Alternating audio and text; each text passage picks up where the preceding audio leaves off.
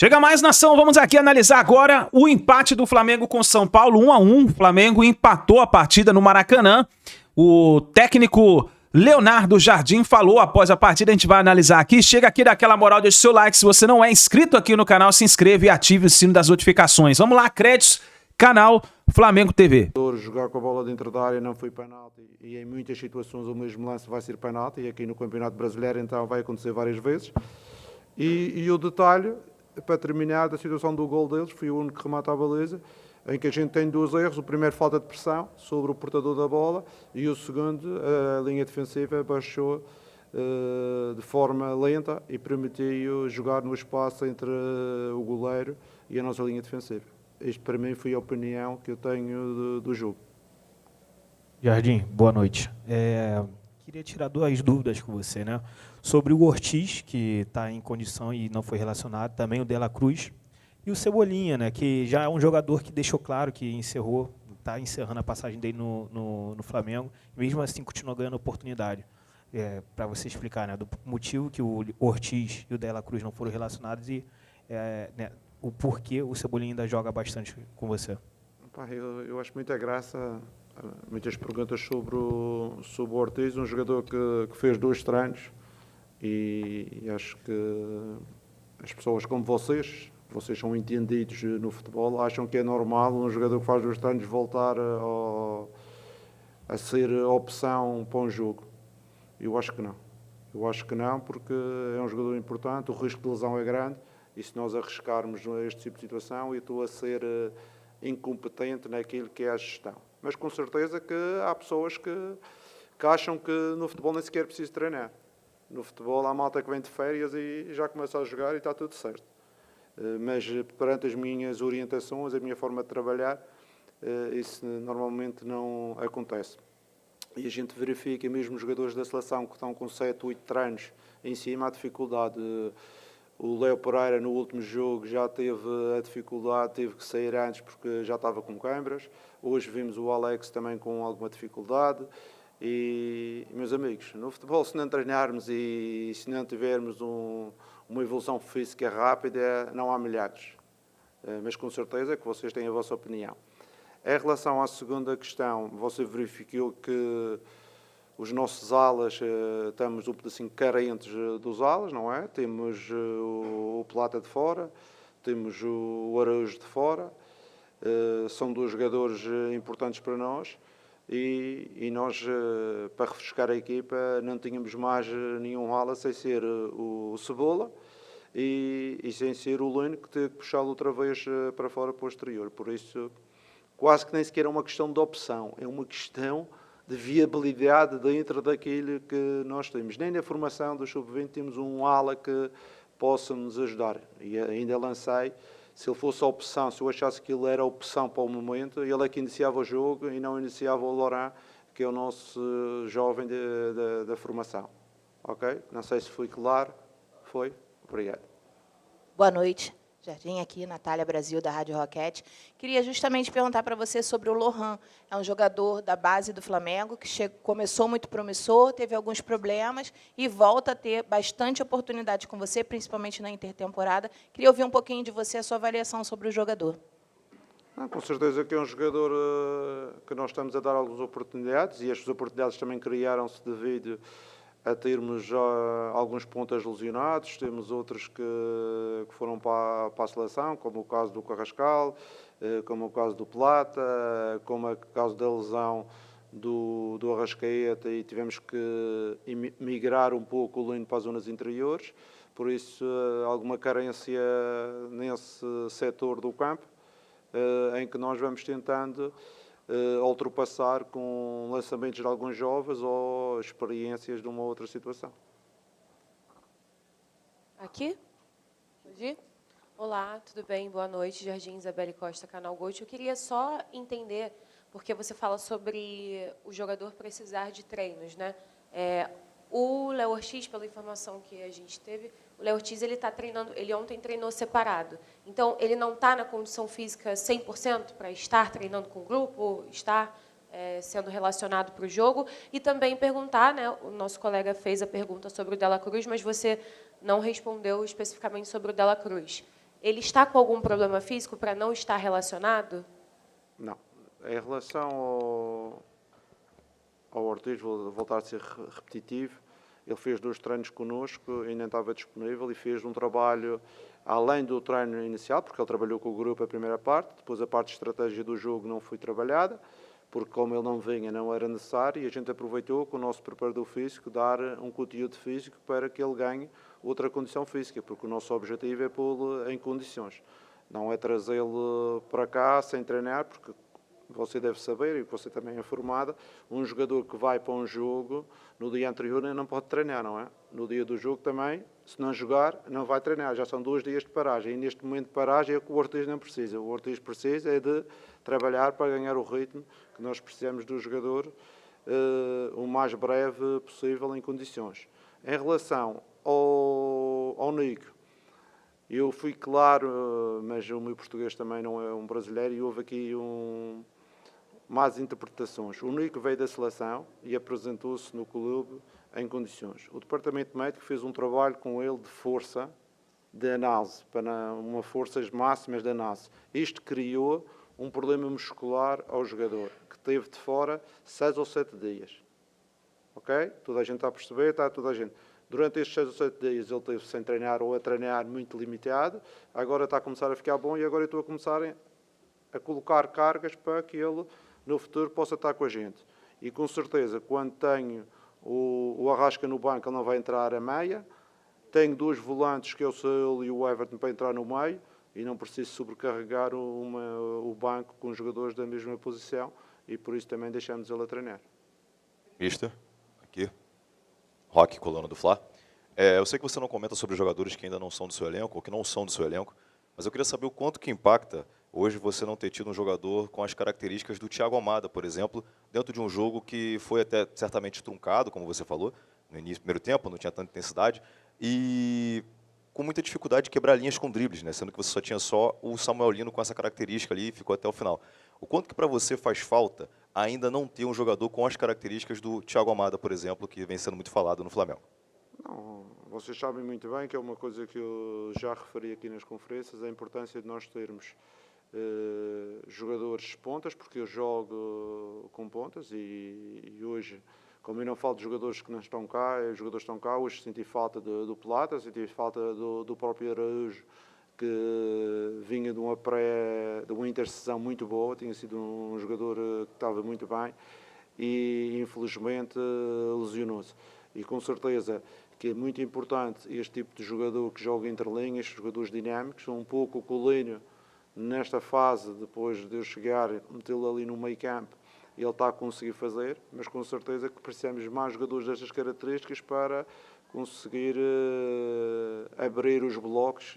Em Portugal costuma-se dizer que é os abre-latas, jogadores destas características. Jardim, Vitor Nicolau, da Flamengo TV. O São Paulo, no primeiro tempo, fez um 4-1-3-2 ali, bloqueando a saída do Flamengo pelos lados, colocando o Marcos Antônio para perseguir o Royal. Do outro lado, a mesma coisa com o Arthur e o Alex. E o Flamengo ficou com os 2 zagueiros, com os 2 atacantes dele, trouxe o Pulgar para tentar ajudar aquela construção, e a única jogada de gol ali do primeiro tempo foi uma bola na trave do Pulgar, que começa nele conduzindo, né, para sair. Só que acaba que aquilo não foi repetido, e o Flamengo teve um número de duelos vencidos muito baixos. Até os 55 minutos foram só 16 duelos, 41%, o São Paulo com 59%. Vocês fizeram alguma análise a respeito da quantidade de duelos perdidos e da dificuldade que o Flamengo teve de sair jogando no primeiro tempo? Quando eu cheguei ao intervalo, escrevi uma palavra lá que era agressividade. Agressividade com bola. Dentro, no quadro que tem dentro da nossa cabine. Porque esse lance é muito bem, porque esse lance foi o lance que eu passei, de agressividade com bola, que é circulamos a bola e temos agressividade de andar com a bola para a frente, criar desequilíbrios e depois soltar os jogadores. Porque muito da primeira parte, o que é que aconteceu? Circulamos a bola, mas passávamos um para o outro. Passa para a direita, vai à direita, volta outra vez para trás e muitas vezes até dando pressão ao São Paulo. Porque do momento que começamos a ter essa agressividade e a andar com a bola para a frente, o São Paulo, mesmo que pressionasse de um lado, já não conseguia equilibrar do outro. E foi aí que começamos a ganhar um pendor ofensivo maior. Mais do que estratégia, foi dinâmica e a pouca velocidade na circulação e pouca agressividade com bola da primeira parte. Jardim aqui, canal Gustavo Henrique dando choque. Esperar um jogo desse fácil era impossível, até pelo conhecimento que o Dorival tem do Flamengo, a capacidade técnica que ele tem de organizar suas equipes. Nós já vimos o Flamengo buscar 11 pontos ser campeão, Palmeiras 16, está muito longe, faltam 18 jogos. Mas você acha que a palavra que resume a noite tua, da torcida, de todo mundo é decepção? Com certeza que ser treinador do Flamengo e ser jogador do Flamengo, tudo o que não é vitórias é decepção. Não há outra forma de ver o jogo. Mas temos que ser honestos naquilo que foi a análise do jogo. Eu disse aos jogadores, fiquei decepcionado pela primeira parte, porque não há aquilo que trabalhamos e não há aquela energia, não há aquela dinâmica que eu quero que os jogadores tenham. Os jogadores podem fazer mais e melhor e têm feito em muitos jogos. A segunda parte é, dentro da mesma estratégia, tivemos uma dinâmica muito mais forte, uma agressividade com bola muito mais forte e isso com certeza que muda logo a forma de jogar e a velocidade do jogo. Jardim, Raíza Simplício aqui da Placar, boa noite. Hoje, mais uma vez, você começou o jogo com o Emerson Royal, né? Você trabalhou bastante com ele nesse período de Copa do Mundo, que o Varela estava fora. Como é que está a situação do Varela fisicamente? Foi opção tua, o Emerson Royal? Porque antes da Copa do Mundo, os dois estavam ali brigando por posição e cada um jogava um jogo. Como é que está a situação dos dois? O que um te entrega que o outro não te entrega? E a tua opção, né, pelo Royal, mais uma vez, como titular? A questão estratégia em termos de lateral direito, são dois grandes jogadores, já disse isso várias vezes, quer o Varela, quer o Royal. O Royal teve uma subida de rendimento muito grande no último período, mas com certeza que o Varela também é um jogador de grande qualidade. Teve na seleção 2 meses não só a forma física, mas também a dinâmica de jogo. Eu penso que vocês viram o Uruguai, é uma forma diferente de jogar e às vezes vocês não têm esta sensibilidade. Um jogador que está 2 meses ou 1 mês e meio no estágio com um treinador em referências diferentes, porque o Uruguai joga marcação homem a homem, joga com uma estratégia completamente diferente do que aquilo que é o Flamengo. Às vezes, passar de um momento para o outro não é abrir a porta e fechar. É preciso, outra vez, o mindset da gente perceber as dinâmicas da equipa agora que está outra vez, é a adaptação, outra vez é às ideias, não é novas, mas às ideias do Flamengo. Mas com certeza que a médio prazo vai voltar outra vez àquilo que tínhamos feito no primeiro turno, que é uma oscilação entre os dois jogadores, de forma a gente ter frescura e profundidade nos corredores, principalmente do lado direito. Aqui, Leonardo, tudo bem? Boa noite, Júlio Miguel Neto, Rubro News e Esportiva Bet TV. A minha pergunta é direcionada em relação à posição de volante. Recentemente você falou que precisava de um atacante, um jogador que atua um pouco mais de lado, e até um meia com características do Arrascaeta. Eu queria te fazer uma pergunta, porque hoje, para muitos, a sua escolha é até sobre o Everton Araújo entrar no lugar do Pulgar, por que não o Saúl? A minha pergunta é por que o Saúl Dela Cruz não vem jogando tanto? É realmente, de fato, a dificuldade física?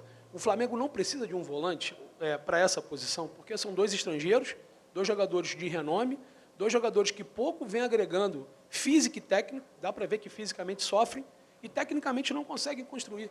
Fico imaginando você como treinador, 2 posições que talvez você não precisa reforçar. Como contar com o Saúl Dela Cruz? Você conta com eles ainda? Queria fazer essa pergunta para você.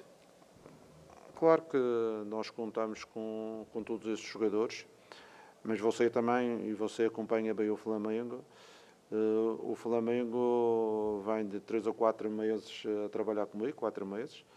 Acho que foi muito visível que o Everton teve em grande destaque. O Eric saiu da equipa pela questão de castigo e de lesão. O Jorginho teve também um grande destaque, não foi? E eu agora tenho que tomar a decisão. Vou colocar os jogadores que tiverem mais destaque ou vou dar oportunidades a outros? A seguir cria-se uma certa hierarquia, não é? E a minha hierarquia neste momento é esta que eu normalmente defendo, mas sabendo que temos 2 jogadores que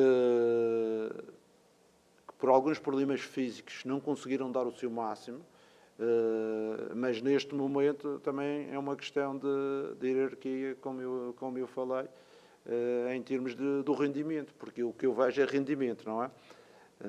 Era aquilo que eu falava do Ortiz. É fácil fazer a equipa pelas camisolas, não é? Qual é o teu currículo? Tu jogas tu. Mas o outro treina e está a jogar bem, não interessa, fora, jogas tu. Isso não funciona assim, porque não a gestão do grupo e a gestão da equipa vai tudo abaixo, não é? Porque ninguém começa a acreditar no trabalho, ninguém começa a acreditar na performance. Jogo bem ou jogo mal, e não sou opção. Por isso, na minha equipa há sempre hierarquias. E quem é que construi essas hierarquias? Não é o treinador. Quem constrói são os jogadores. Os jogadores é que constroem essa hierarquia com o quê? Com as performances, com a atitude, com os comportamentos, com a regularidade, com todas essas ações. Jardim, aqui no meio. Tudo bem? Boa noite. Gabriel Órfão, canal Paparazzo Rubro Negro. Jardim, o Flamengo hoje perdeu mais uma vez uma oportunidade de se aproximar mais da equipe do Palmeiras, né? O Flamengo começou a rodada 7 pontos atrás do Palmeiras, até o momento está 6, o Palmeiras está perdendo o jogo lá, mas por dia está a 4. O que acontece com a sua equipe que acho que pode ser até um fator psicológico no seu time? E se você acha que isso também pode acabar influenciando na Libertadores, né? Já que o time já foi eliminado da Copa do Brasil, pode ter uma pressão a mais na Libertadores, caso demore para alcançar o Palmeiras aí na tabela do Brasileirão. Obrigado. Sinceramente, é uma coisa que nós não pensamos muito nos adversários, a gente pensa na nossa performance. E neste jogo, com certeza, como jogamos antes do que o adversário, nunca podíamos pensar no adversário. Tínhamos que pensar em nós próprios. Como eu já disse, fiquei triste pela primeira parte, porque acho que podíamos ter dado muito mais. A segunda parte foi uma segunda parte de detalhe, como eu já disse. Podíamos estar a falar de um resultado de 3-1. Se tirássemos 3 centímetros, e eu não sei se está correto, se não está, ao pé do Wallace, ou se aquela manchetezinha no voleibol fosse marcada, podíamos estar a falar de um resultado de 3-1 e estávamos aqui a pôr as coisas de outra forma. Mas a realidade é que a primeira parte não foi boa e a segunda foi no detalhe que nós não conseguimos ganhar. Aqui, Jardim, boa noite. Marcos Martinho, do canal Deca CRN. Sim, queria a sua análise sobre o aspecto defensivo do Flamengo. O Flamengo em organização defensiva como um todo. Às vezes tentando pressionar um pouco mais alto, sendo superado com a saída de bola adversária. Quando defende um bloco um pouco mais baixo, às vezes também com dificuldade para recuperar essa bola e roubar. Eu tenho na mente aquele gol do Olímpia, né, no amistoso, que o Olímpia coloca a bola no chão, vai quebrando a defesa do Flamengo aos poucos, e aí consegue o primeiro gol. Dá para observar o Flamengo com algumas dificuldades defensivas, assim, tentando se impor sem a bola e não conseguindo. Qual é a tua análise sobre essa questão do Flamengo? Não, assim, eu sei buscar os números. O adversário fez um remate à baliza e o Rossi talvez fez meia defesa. Okay? E buscando assim, só assim de cabeça. O adversário pouco criou.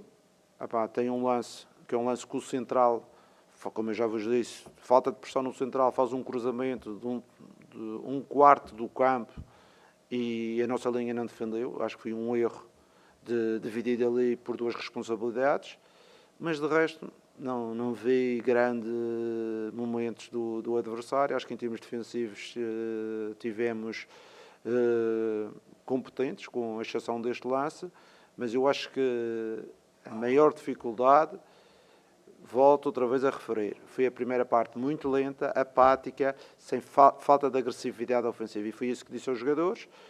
E foi isso que eu vi e demonstrei através dos vídeos, não é? De alguns cortes, que a gente mostra sempre no intervalo, e na segunda parte melhoramos. E eu acho que aí foi o ónus da questão. Tá aí, nação, o Flamengo então ficou no empate com o São Paulo. Mais uma notícia importante é que o Palmeiras perdeu a sua partida jogando em casa para o Atlético Mineiro por 2-1 e o Flamengo ganhou um pontinho. Subindo, aos pouquinhos. Tá subindo. Se o Flamengo tivesse ganho essa partida, cara, já ia recuperar 3 pontos. Mas não venceu. E aí vamos ver o que vai acontecer nas próximas partidas do Mengão. O Palmeiras perdeu e o Mengão empatou. Tamo junto, a gente se vê no próximo vídeo.